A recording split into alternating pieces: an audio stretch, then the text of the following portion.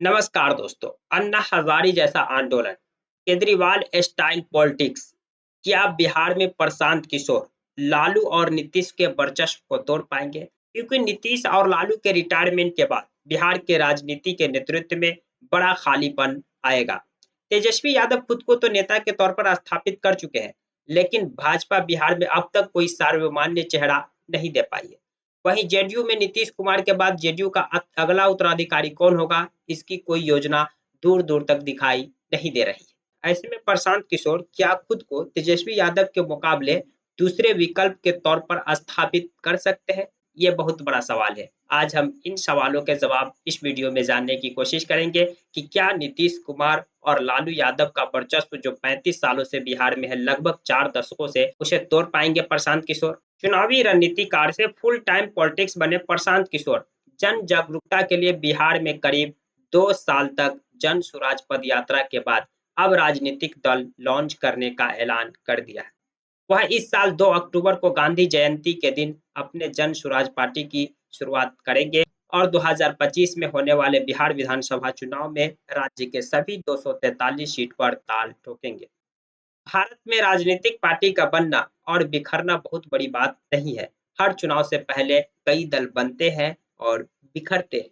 लेकिन प्रशांत किशोर का राजनीति में आना और पॉलिटिकल पार्टी शुरू करना बस यूं ही नहीं है। वह अपना हर कदम काफी सोच समझ कर रख रहे हैं। प्रशांत किशोर के स्टाइल ऑफ पॉलिटिक्स में समाज सेवी अन्ना हजारे और अरविंद केजरीवाल की झलक मिलती है।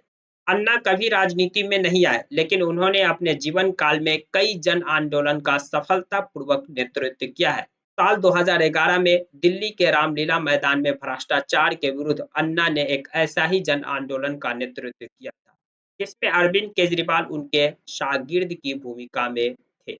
इंडिया अगेंस्ट करप्शन नाम के इस जन आंदोलन से देश की जनता के मन में भ्रष्टाचार के विरुद्ध एक सेंटिमेंट बना। अरविंद केजरीवाल ने मौके को भांपते हुए आम आदमी पार्टी लॉन्च की और तब से दिल्ली के मुख्यमंत्री बने हुए हैं। बिहार में प्रशांत किशोर भी राजनीतिक पार्टी शुरू करने से पहले करीब 2 वर्षों तक जन सुराज अभियान के जरिए जनता के बीच अपनी पैठ बनाने की कोशिश की। उन्होंने जनता के बीच भ्रष्टाचार, बेरोजगारी, पलायन जैसे मुद्दे उठाए।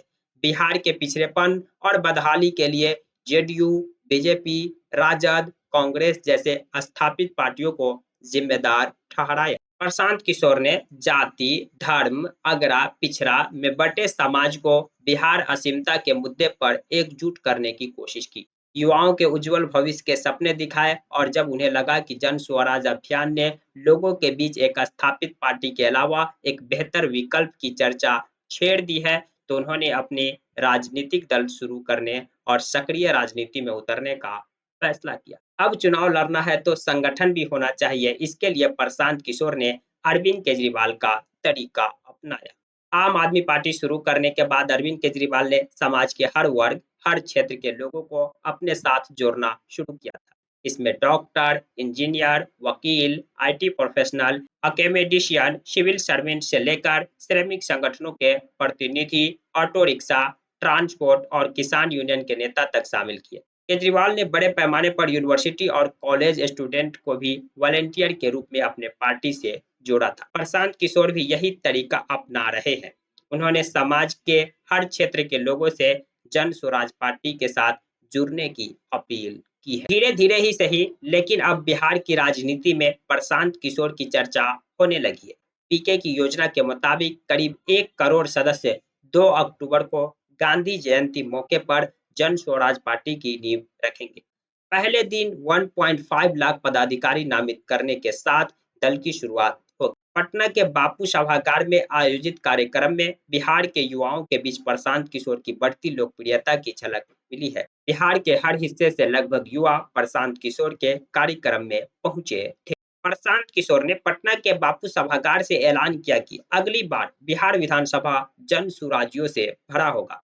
उन्होंने ऐलान किया कि बिहार का जो भी काबिल युवा राजनीति में आना चाहता है, उसे जन स्वराज पार्टी चुनाव लड़ाएगी। प्रशांत किशोर बिहार से पलायन रोकने, बेहतर शिक्षा और रोजगार के लिए जरूरी इंफ्रास्ट्रक्चर विकसित करने, स्वास्थ्य सेवाओं को सुधारने और राज्य में निवेश लाने का वादा किया।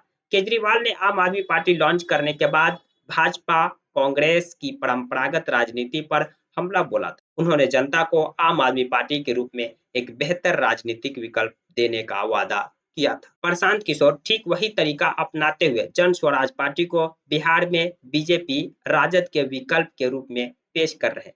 पटना के बापू सभागार में अपने संबोधन में पीके ने कहा कि अब लालू, नीतीश और भाजपा के 30 साल के शासन में बिहार को मुक्ति दिलाने का समय आ गया है। आरजेडी नेता तेजस्वी यादव का नाम लिए बिना उस पर कटाक्ष करते हुए उन्होंने कहा कि बिहार के युवा 10वीं फेल लोगों के नेतृत्व में काम नहीं करना चाहते। जन स्वराज पार्टी बिहार को नीतीश कुमार और लालू राज्य से छुटकारा दिलाएगी। प्रशांत किशोर ने कहा कि मुख्यमंत्री के रूप में नीतीश कुमार के 20 वर्ष और लालू यादव के 15 वर्ष बिहार की बर्बादी के लिए याद किए जाएंगे। आपको याद होगा कि अरविंद केजरीवाल भी ठीक इसी तरह बीजेपी, कांग्रेस समेत अन्य क्षेत्रीय दलों के बड़े नेताओं पर निशाना साधा करते थे। प्रशांत किशोर ने कहा कि वह जन स्वराज पार्टी में कोई पद नहीं लेंगे। उन्होंने कहा कि अगले 2 महीने में 1.5 लाख जन स्वराजी पदाधिकारी और पार्टी के संस्थापक सदस्य मिलकर विचार विमर्श करेंगे और पार्टी के प्रमुख प्राथमिकताओं पर निर्णय लेंगे। पार्टी के संविधान को अंतिम रूप दिया जाएगा और अंत में नेता चुना जाएगा। प्रशांत किशोर का कहना है कि वह अगले कुछ वर्षों तक बिहार में जन संपर्क जारी रखेंगे। लेकिन क्या प्रशांत किशोर के लिए बिहार में नीतीश कुमार और लालू यादव का वर्चस्व तोड़ना इतना आसान होगा? पिछले 4 दशकों में बिहार की राजनीति में 2 सबसे बड़े नाम हैं, नीतीश कुमार और लालू यादव। दोनों ही जेपी आंदोलन से निकले नेता हैं। इसके राजनीतिक कद का अंदाजा इस बात से लगाया जा सकता है कि 1990 से 2014 तक यानी 34 वर्षों में अधिकतर समय बिहार की सत्ता में यही दोनों काबिज रहे। 1990 से 2004 तक बिहार में लालू यादव सत्ता के केंद्र में रहे तो 2005 से अब तक नीतीश कुमार के हाथों में बिहार की सत्ता रही है। बीच में कुछ वर्ष अपवाद है जब परिस्थितिवश राबड़ी देवी और जीतन राम मांझी बिहार की मुख्यमंत्री बनी थी। बाकी तो पूरे 35 साल बिहार के मुख्यमंत्री ये 2 लोग ही रहे। लालू यादव की पार्टी राजद और नीतीश कुमार की पार्टी जेडीयू के पास अपना अपना वोट बैंक है। पारंपरिक रूप से अन्य पिछड़ा वर्ग, दलित और मुस्लिम राजद के साथ रहे हैं और इससे निचले जातियों का राजनीतिक चैंपियन माना जाता है। यादव और मुस्लिम यानी एमवाई समीकरण बिहार में काफी फेमस है। राजद का सबसे वफादार वोट बैंक है। वहीं जेडीयू को अति पिछड़ा, महादलित और कुछ हद तक अल्पसंख्यकों का समर्थन मिलता है। कुर्मी, कोयरी, लव कुश समीकरण जेडीयू का सबसे वफादार वोट बैंक है। नीतीश कुमार खुद भी इसी समुदाय से आते हैं। अगर नंबर के हिसाब से देखें तो लालू और नीतीश दोनों के पास करीब 20-20% वोट बैंक है, जिसमें सेंध लगाना प्रशांत किशोर के लिए आसान नहीं है। प्रशांत किशोर इस बात को जानते हैं, शायद इसलिए वह अपनी सभाओं और संगठनों में जाति और धर्म की राजनीति की जगह बिहार असीमता और विकास की राजनीति को प्राथमिकता देते हैं। वह जनता को बताने की कोशिश करते हैं कि नीतीश और लालू यादव अपने निश्चित वोट बैंक के कारण सत्ता के केंद्र में बने रहे, लेकिन बिहार के विकास के लिए कुछ नहीं कर पाए। पीके कहते हैं कि जब रोजगार के लिए बिहार के युवा को पलायन करना पड़ता है तो उसमें हर जाति और धर्म के लोग शामिल होते हैं। खराब स्वास्थ्य और खराब शिक्षा व्यवस्था का खामियाजा सबको उठाना पड़ता है, चाहे वो किसी भी जाति धर्म से क्यों ना हो। प्रशांत किशोर खुद अगड़ी जाति यानी कि ब्राह्मण समाज से आते हैं। बिहार की राजनीति को देखते हुए यह फैक्टर भी उनके अनुकूल नहीं है। खासकर आरजेडी उन्हें इसी मुद्दे पर काउंटर करती है और भाजपा की बी टीम बताती है। बता दें कि बिहार में भाजपा भी एक बड़ी राजनीतिक ताकत है। उसका वोट बेस अगड़ी जातियां है। प्रशांत किशोर मीडिया प्रबंधन और आईटी सेल प्रचार में नीतीश कुमार और लालू यादव से जरूर बेहतर है, लेकिन पीके को बिहार में लालू और नीतीश के वर्चस्व को तोड़ना है तो उन्हें लोगों को जातिगत राजनीति से ऊपर उठाने के लिए प्रेरित करना होगा। उनके लिए एक बात और फायदे की है कि वह किसी वोट बैंक या विचारधारा से बंधे नहीं है। उन्हें खुद को अब तक एक विकासवादी सोच वाले नेता के रूप में पेश किया है। उन्हें जीरो से शुरू करना है। ऐसे में उनके पास हर जाति, धर्म और वर्ग के लोगों को खुद के साथ जोड़ने का मौका है। बिहार में एक चीज जो प्रशांत किशोर के लिए उम्मीद की किरण बनती है, वो है नीतीश और लालू की उम्र।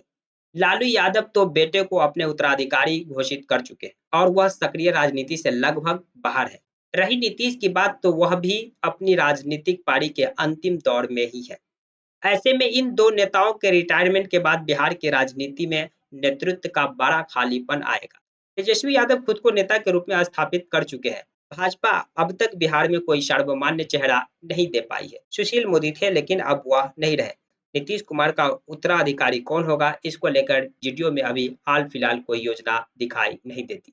ऐसे में प्रशांत किशोर खुद को तेजस्वी यादव के मुकाबले दूसरे विकल्प के तौर पर स्थापित कर सकते हैं। हालांकि इतनी जल्दी संभव नहीं है। उन्हें बिहार की राजनीति में खुद को एक नेता के रूप में स्थापित करने के लिए कम से कम 1 दशक देना पड़ेगा। जानकारी पसंद आई तो प्लीज वीडियो को लाइक कर दीजिए, चैनल को सब्सक्राइब कर दीजिए। Thank you for watching.